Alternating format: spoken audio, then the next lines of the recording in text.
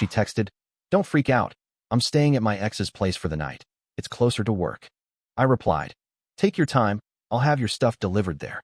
When she got home, the locks were already changed. It was a Thursday night, one of those long, silent ones when the city feels too quiet for no reason. I just shut down my laptop, still half drained from work, when my phone buzzed. The message came through at 10:47 p.m. It was short, casual, and phrased like something harmless. "Don't freak out. I'm staying at my ex's place for the night. It's closer to work." For a few seconds, I genuinely thought I'd misread it. The words didn't fit together. Riley, my fiancée of 2 years, had a sense of humor that was usually sarcastic, but this wasn't that. She'd been working late lately, saying a project deadline was keeping her team up past midnight. But her ex's place? That was 40 minutes in the opposite direction. I reread it twice, then typed what felt like the calmest reply of my life. "Take your time. I'll have your stuff delivered there." I didn't send anything else. I didn't call, didn't demand an explanation, didn't even ask who her ex was to her these days. I just sat there, the glow of my phone reflecting off the empty glass on the table, feeling that strange combination of clarity and disbelief that hits when something inside you quietly ends. Riley and I had met 3 years earlier at a friend's barbecue. She'd been magnetic, the kind of person who filled a room just by walking into it. Back then, I didn't notice how she never stayed in one place for long, or how she needed constant validation. I just saw charm and confidence. Now, I could see the pattern forming like cracks in a mirror. I got up and started walking around the apartment. Every room looked suddenly borrowed. Her shoes by the door, her half-used hair products on the bathroom counter, her work bag tossed on the couch. Everything screamed routine.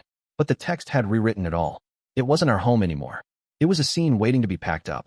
I found the boxes from our last move stacked in the closet. The sound of tape ripping through the quiet felt surgical. One by one, I started collecting her things: clothes, skincare bottles, the books she never finished, the framed photo of us at the lake. It wasn't anger that guided me. It was precision. Each folded shirt and wrapped trinket was a small act of reclaiming space. At around midnight, I heard a knock on the door. It was Nate, my best friend since college, stopping by to return a Bluetooth speaker he'd borrowed for a work event. I opened the door, and he immediately caught the look on my face. "What happened?" he asked, stepping in and seeing the boxes. I showed him the text. He let out a slow exhale, shaking his head. "Man, that's not about convenience. That's a choice," he said quietly. He offered to stay, but I told him I needed space. Still, before leaving, he scrolled through his phone and asked if he could check something. A friend of his, who worked near the same area as Riley's office, had posted a short Instagram story just 20 minutes earlier, a group shot from a rooftop bar. I didn't even have to zoom in. There she was, Riley. Same coat, same hair, glass raised, smiling. And next to her, unmistakably, was Daniel, her ex. The timestamp on the story said 10:40 p.m., 7 minutes before her message to me. Nate didn't say anything more. He just gave me a look that said enough. After he left, I sat down, letting everything sink in. The strange thing about betrayal isn't the anger. It's the silence that follows, when your mind starts rearranging every past moment to see where it began. By 2 a.m., I had packed nearly all her things into 6 boxes. I labeled each one: clothes, bathroom, desk, miscellaneous. When I reached her gym bag, I went to zip it closed and noticed something odd: a charger cord hanging out of the inner pocket. It wasn't one of mine. Inside, under a folded hoodie, there was a second phone. It was unlocked. I shouldn't have looked, but the moment I saw the home screen, my hand acted on its own. The messages were still open. A conversation with D. The first text I read was dated 3 months ago. "You make me feel alive again." Then another: "He still thinks I'm working late. Don't ruin this for me." There were dozens. Photos, too. The same rooftop bar I'd just seen in Nate's story, but closer, more personal. The latest message, sent barely an hour ago, said, "Can't wait to see you tomorrow morning." I put the phone down, turned it off, and stared at the wall for a long time. I wasn't shaking. I wasn't even sure what emotion fit this. All I knew was that I had reached a line that didn't move anymore. At 3 a.m., I called the locksmith. There was a 24-hour service in town, and a groggy voice on the other end promised someone would be there within 30 minutes. When the guy arrived, I just said there'd been a security issue. He swapped the locks in silence, took his payment, and left. Before going to bed, I lined up the boxes by the door. The phone I'd found sat on top, screen black and lifeless. I sent one final message to Riley: "Everything's packed. The spare key won't work anymore. I'll have the rest sent to you." No reply. Morning light came in gray and uneven. The apartment smelled like cardboard and dust. Around 9 a.m., I heard her car outside. Then came the sound of her key fumbling in the lock, the metallic click that didn't turn. Silence. Then knocking. I didn't open. Not yet. Through the peephole, I saw her face change from confusion to disbelief. She tried again, then took out her phone. I could see her reading something, probably my message. She muttered something under her breath, then knocked harder. That was when I opened the door, halfway. Just enough for her to see me and the boxes behind me. She looked like she hadn't slept. Her eyes darted between the boxes and my face, trying to piece together the timeline of what had happened. I didn't need to explain. She could read the whole story in the neatness of the scene. Without saying a word, I lifted the gym bag and handed it to her. Her gaze flicked to it and froze. She recognized the shape of the hidden pocket. She tried to speak, but her mouth opened without sound. I watched her realize how much I already knew. She didn't apologize. She didn't explain. She just stood there, blinking fast, then turned and walked away with the bag still clutched in her hand. I closed the door gently and leaned against it for a moment. The quiet on the other side felt heavier than before, but it wasn't painful. It was final. When I looked around, the apartment felt cleaner somehow, stripped of noise, of clutter, of performance. Everything that was left belonged to me again. I didn't go to work that day. I ordered coffee, sat by the window, and let the day unfold without interference. Around noon, my phone buzzed again, a new message from a number I didn't recognize. I opened it. It was from Daniel. "Hey man, I didn't know she was still with someone. She told me you broke up months ago." That was all he wrote. I stared at it for a while, then deleted the thread. By evening, I'd arranged for a courier to deliver her boxes. As the driver carried them out, I felt a strange satisfaction. Not victory, not revenge, but control returning to my hands piece by piece. When the last box left, I locked the door, turned off my phone, and sat in the silence. The air smelled faintly of her perfume, but it was fading already, like a memory on its way out. What started as a single text had dismantled an entire life in 12 hours. And somehow, that felt right, because maybe the truth doesn't need time to arrive. Sometimes, it just shows up uninvited, in one short message that ends everything you thought was certain. The next morning came with that eerie calm that always follows destruction. The sunlight cut through the blinds, slicing the room into quiet, sterile sections. I hadn't slept much. My mind replayed the sound of the lock failing in her hand, that brief pause when she realized something irreversible had already taken place. By 9, I was showered, dressed, and trying to convince myself to start my day. I didn't know if she'd come back. I didn't know if I cared. But around 10:30, I heard her voice in the hallway, soft, rehearsed, the kind of tone she used when she was about to manipulate someone. "Connor, it's me," she said. Her voice was muffled through the door, half a plea, half a command. I didn't answer right away. I let her words hang in the air. She tried again, knocking harder. Then came the familiar jingle of her keys and the metallic scrape when she realized the new lock wasn't budging. Finally, I opened the door halfway. She stood there holding a paper cup of coffee, sunglasses perched on her head like nothing had happened. Her hair was tied back, and she wore that same business casual coat she always used for work. She looked at the boxes by the entrance and then at me, trying to gauge how much I knew. There was this brief flicker of panic in her eyes before she plastered on a half smile. "So, what's all this?" she asked, gesturing toward the boxes, her voice feigning calm. I didn't answer. I just handed her the gym bag, the same one where I'd found her second phone. Her face lost all color. The coffee cup trembled in her hand, spilling a few drops onto her coat. She tried to keep it together, but her jaw clenched. "You went through my stuff?" she said sharply. That's a complete invasion of privacy. That was her first instinct, to go on offense, to shift the blame. I didn't rise to it. I let the silence fill the hallway. She stepped forward, but I blocked the entrance with my arm. "I think it's time you left," I said quietly. She stared at me like I'd spoken in another language. Then her tone changed, quick as a switch. She softened her voice, tilting her head slightly. "Connor, come on. You're overreacting. I stayed at Daniel's because my car broke down near his place. He offered the couch. That's all it was." Her voice cracked in all the right places. Practiced empathy, fake regret, everything she'd used before when she needed to twist a situation in her favor. I didn't move. "You sent the message at 10:47, I said. "Your car was parked here at 11:10. I checked the dash cam. For the first time, her composure cracked. Her lips parted slightly, but no words came out. Then she dropped the empty cup on the floor, her calm demeanor disintegrating. "You can't just lock me out like this. I live here too," she shouted. I kept my tone steady. "Your name's not on the lease." She froze. I could see the gears turning in her head. Then, instead of admitting defeat, she straightened her back and said, "Actually, I talked to the landlord last week. I asked to have it added." I'll call him right now. She took out her phone and walked down the hall, probably trying to bluff. I watched from the door as she dialed a number. She spoke too fast for me to catch everything, but I heard fragments, something about paperwork pending and miscommunication. 2 hours later, I got the full story. The landlord called me directly. Riley had tried to add her name to the lease behind my back, claiming I was about to be relocated for work. She'd said she wanted to make sure the rent stayed stable. He hadn't signed off yet because he needed my approval. He sounded uncomfortable when he told me. She was very insistent, he said. I thought you two were on the same page. I thanked him, hung up, and sat there staring at my phone. The timing made sense now.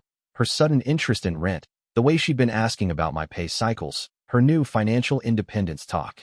It wasn't just cheating. It was preparation. That evening, I received an email from my company's HR department. The subject line read, "Confidential, Employee Conduct Review." I opened it and felt my stomach drop. It said there had been multiple complaints from an anonymous sender claiming I'd been emotionally manipulative and volatile at work. Attached were screenshots of emails, apparently from my account, where I supposedly wrote inappropriate comments about coworkers. The writing didn't even sound like me, but the signature block was exact. My company email. My full name. Every detail correct. For a second, I thought it had to be a phishing scam. Then I saw one of the attachments, a photo I'd taken months ago at an office outing, something only Riley would have had access to. She'd been using my laptop during that time to apply for her remote job. She'd clearly found a way to send these messages through my email drafts. I called HR immediately, explaining the situation. They were cautious, polite, but clearly skeptical. "We'll need to verify the IPs," the manager said. "If it's not you, we'll clear it." I hung up and sat motionless for a long time. She wasn't content just to cheat. She wanted to rewrite the narrative entirely. Make me look like the unstable one, the kind of man who drove her away. When I finally went outside that night, the air felt heavy and electric. The city lights blurred in the cold. I stopped by Nate's place on my way home from a convenience store. He was sitting on his porch, scrolling through his phone. "You look like hell," he said as I walked up. I told him everything. The lease, the HR email, the hidden phone. He listened without interrupting, his expression turning darker by the minute. "Man, she's trying to bury you," he said finally. "You can't just sit and react. You've got to move first." That line stuck with me. When I got home, I sat down at my desk and opened a folder on my computer where I'd been keeping our shared financial records. I'd helped Riley with her taxes last year, meaning I had access to her old files. There it was, an application she'd sent 2 months ago for a housing grant, claiming financial hardship due to emotional abuse. She'd listed my name under primary dependent contact. It was all adding up to something deliberate. The next day, HR confirmed the emails had come from an external IP. I was cleared, but the manager warned me to be cautious about shared devices. I could hear the tone in her voice, a mix of disbelief and pity. It was humiliating, but at least my job was safe. That evening, Riley showed up again. This time she didn't knock. She just stood by the door, calling my name through the wood. Her tone was strange, neither apologetic nor angry, more like she was rehearsing for an audience. "I just want my stuff," she said. "You can't keep it from me." I opened the door slightly. "Everything's been delivered," I said. "Check your ex's place." Her eyes narrowed, like she didn't believe me. "You're being cruel," she said finally. "This isn't you. You're acting like some stranger." For a second, I almost laughed. The way she said stranger, as if I was the one who'd changed overnight. Then, without warning, she leaned closer to the door and whispered something low and fast, words meant to pierce. "You'll regret this, Connor. I'm not the kind of person you embarrass." She left after that, her heels clattering down the hallway, her voice echoing faintly as she called someone on the phone.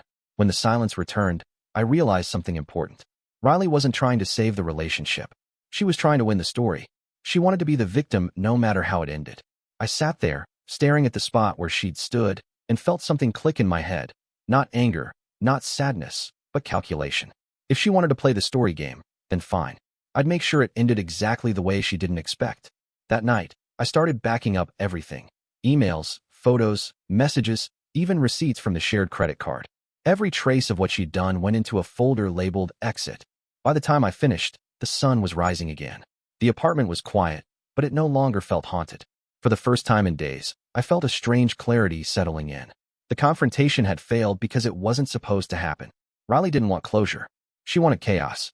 And now that I understood that, I knew exactly how to dismantle it. 2 days passed without a single message from Riley. The silence was deceptive, heavy in a way that told me she wasn't finished. She wasn't someone who disappeared quietly. She was the kind of person who needed control, who needed to be seen as the one steering the story. So when her absence stretched beyond a day, I knew it wasn't surrender, it was strategy. On the third morning, it started. She began appearing outside my office building. At first, she stayed on the opposite side of the street, pretending to be on her phone, pacing in slow circles. Then, the next day, she stood closer to the entrance, waiting until I arrived. When I passed her, she smiled faintly, as if we were still together and the world had just misunderstood. I didn't engage.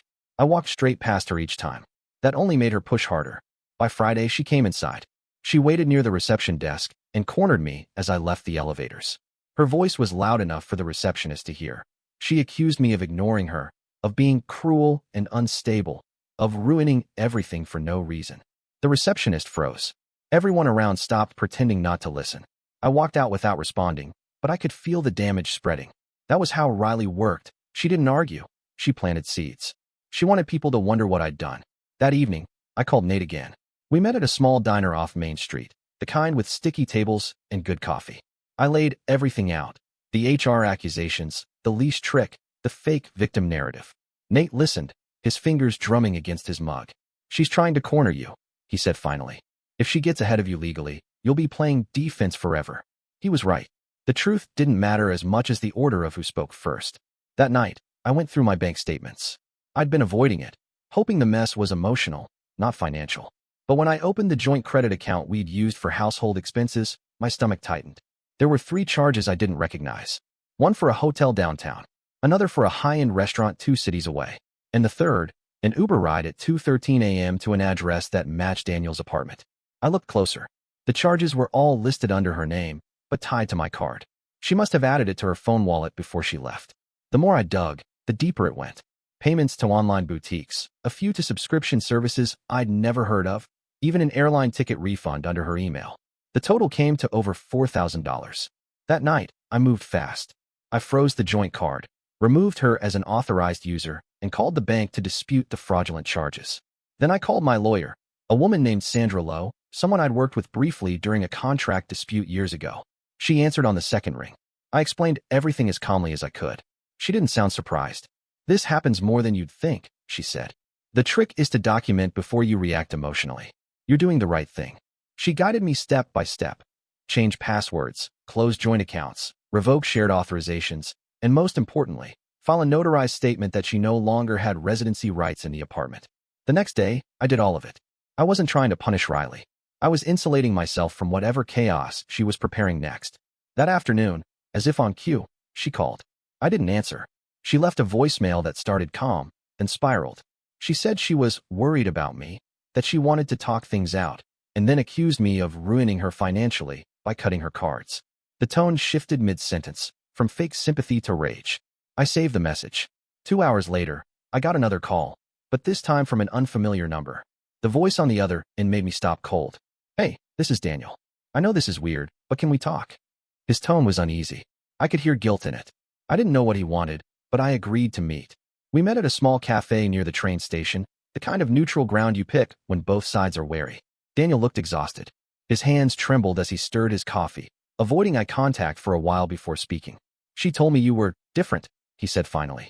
"Said you were emotionally controlling, that you'd isolated her. She made it sound like you were the reason she couldn't leave." I didn't say anything. I just waited.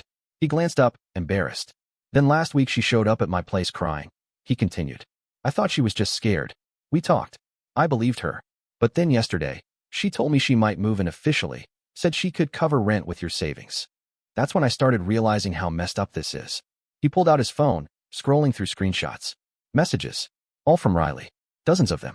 Some flirtatious, some manipulative, others calculating, asking about my schedule, about whether Daniel knew anyone at my office. And then one that made my stomach twist. He doesn't suspect anything yet. Once HR starts investigating, I'll have the leverage I need. I exhaled slowly. That was all I needed to see. Daniel rubbed his temples. "I didn't sign up for this, man. I thought she was honest. She even said she'd left you already. I swear I didn't know." I nodded. "You're not the first one she's fooled." He looked relieved that I wasn't trying to fight him. "I just wanted to warn you," he said. "She's talking about filing a harassment complaint. Said you locked her out unlawfully and stole her things. She's planning something big." That was the confirmation I needed. I thanked him and left. Back at home, I opened my exit folder and added the new screenshots. Then I called Sandra again. She said we could preemptively file an affidavit listing all incidents, text evidence, messages, financial misuse, just in case she tried to take it to court. By the weekend, everything was in motion. Sunday afternoon, I got an email from HR again, this time from her company, not mine. It was addressed to me, apparently by mistake, and CC'd to Riley's work address. The subject read, Urgent, Employee Conduct Review. I opened it.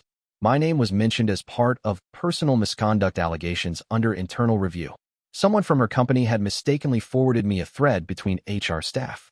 The email detailed concerns about fraudulent use of confidential data through an external contact. That external contact was me, or rather, my credentials. She'd used my professional network to get access to one of my company's private project drives, apparently to research industry rates. What she didn't realize was that the system logged every access attempt, and all of them traced back to her device. Sandra told me this could actually turn in my favor. If Riley had breached corporate confidentiality using my access, her company could investigate, and that would undo any narrative she was trying to spin. We drafted a report and sent it to both HR departments, hers and mine, outlining every timestamp, with proof that she'd impersonated me. The dominoes began to fall quickly. By Monday afternoon, Riley's access badge was deactivated. Her email bounced. By Wednesday, she'd been placed on administrative leave pending investigation. I didn't celebrate. I just went quiet, the same way she had when she thought she was winning. I didn't post, didn't call her, didn't even acknowledge what was happening. But she noticed. That Friday night, around 11 p.m., my phone buzzed again. No caller ID. I let it go to voicemail. When I played it back, her voice was there, low, shaking. "You think you've won, don't you?" she said. "But you don't know what I can do. I can make one call and ruin your name for good." The message cut off mid-sentence. I sat there in the dark, watching the city lights blink outside the window. Somewhere deep down, I realized that what scared her wasn't losing me. It was losing control of the narrative. And that was exactly what I was about to take away completely. By Sunday, I had one final call with Sandra. We were ready to file a civil claim for fraudulent misuse of funds and defamation, backed by everything I'd collected. Sandra's tone was calm but firm. "This will end it," she said, quietly and completely. That night, I turned off my phone, shut down my laptop, and sat in the stillness. The storm was no longer around me. It was around her. Everything she'd built, the manipulations, the lies, the false reports, had begun collapsing in on itself. The spiral was ending. The setup was complete. The case didn't explode publicly. It unfolded like a quiet chain reaction, one event tripping the next until everything Riley had constructed came apart in slow, deliberate precision.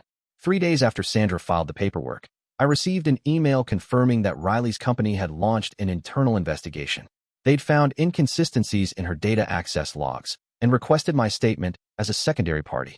The tone was clinical, but between the lines, I could sense the unease. They knew they were dealing with something deeper than a misunderstanding.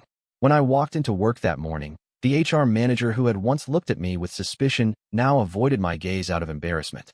Word had circulated quietly that the entire complaint against me had been fabricated. I wasn't just cleared, I was publicly vindicated. That same afternoon, Sandra called.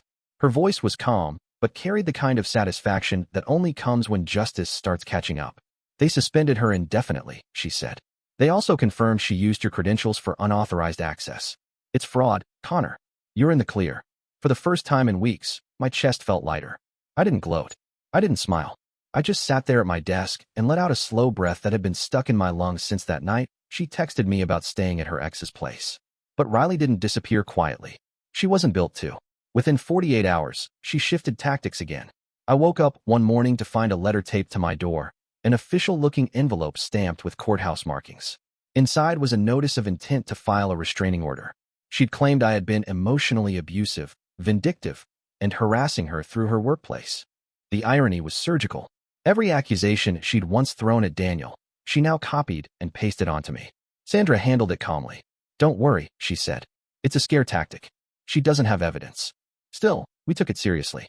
Sandra filed a countermotion, attaching every document we'd gathered. The phone logs, the fraudulent charges, the screenshots from Daniel, even the recording of her voicemail threatening to ruin me. When the court date arrived, I saw her for the first time since that day at the door. She was sitting with her lawyer, hair perfectly styled, wearing a muted gray blazer that tried too hard to look professional. She didn't look at me, not once. But I could feel the tension radiating off her like static. The hearing was short. Her lawyer presented her side with dramatic flair, painting Riley as the victim of a controlling partner who retaliated when she sought independence.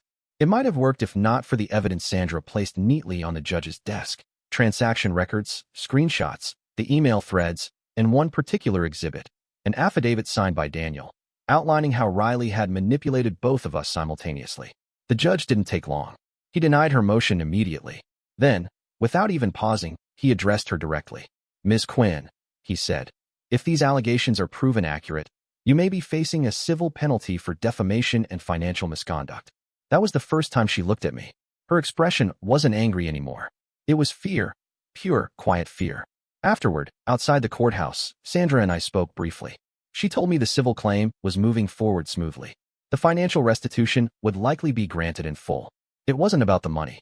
It was about the record, the permanent mark that couldn't be undone or rewritten.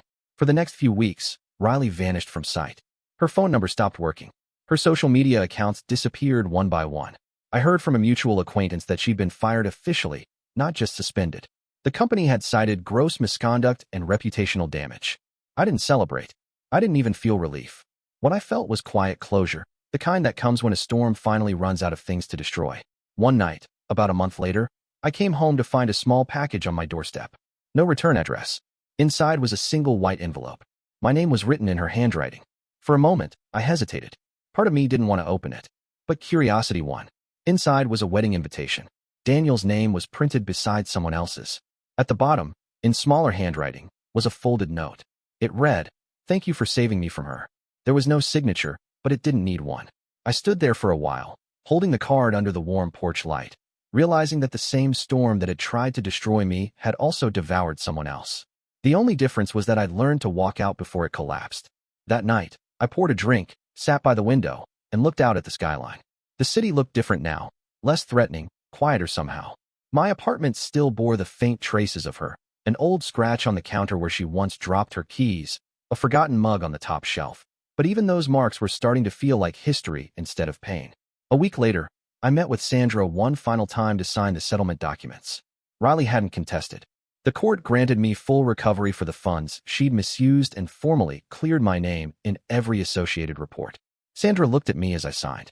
"You know," she said, "most people would have tried to fight this through emotion. You did it with patience. That's rare." I smiled faintly. "Emotion is what she expected," I said. Silence scared her more. After that, I took a few weeks off work. I drove up north, rented a cabin near the water, and let the quiet do its work. Mornings were slow, filled with coffee and the sound of wind moving through the trees. I didn't talk to anyone. I didn't need to. Somewhere along those days, I realized something important. Revenge isn't about making the other person hurt. It's about removing them completely from your story. I hadn't just taken back my apartment, my reputation, or my savings. I'd taken back the narrative she tried to twist. When I finally returned home, the city no longer felt like a battlefield. My job was intact, my reputation restored, and the people who had once looked at me with doubt now treated me with quiet respect. Even HR sent an apology email, an official one this time, admitting the mistake in judgment. One evening, as I was leaving work, Nate met me outside. He handed me a paper bag with 2 beers. We sat on a nearby bench, watching the traffic roll past. "So," he said, "how does it feel to finally be free?" I thought about it for a second. "It doesn't feel like freedom," I said. "It feels like balance." He nodded slowly. "Balance is harder than revenge." We sat in silence after that. He didn't need to say anything else. Later that night, as I walked up the stairs to my apartment, I passed the new lock on the door and smiled. It had started with that lock, the one small symbol that everything had changed. When I stepped inside, the place felt alive again. No tension, no ghosts, no traces of performance. Just quiet. The kind that doesn't demand attention. I turned off the lights, opened the balcony door, and let the cold air in. Somewhere below, someone was playing music softly from a car, and for the first time in months, I didn't feel the need to think about her at all. Riley would go on to rebuild somewhere, I was sure of it. People like her always did. But she'd never rewrite this part. The truth was already documented, notarized, and closed. Every lie had been pulled into daylight, every manipulation stripped of power. That was the real ending. Not drama, not flames, just quiet certainty. The kind of ending where you don't need to look back. The kind where the lock clicks behind you. And for once, you know it will stay that way.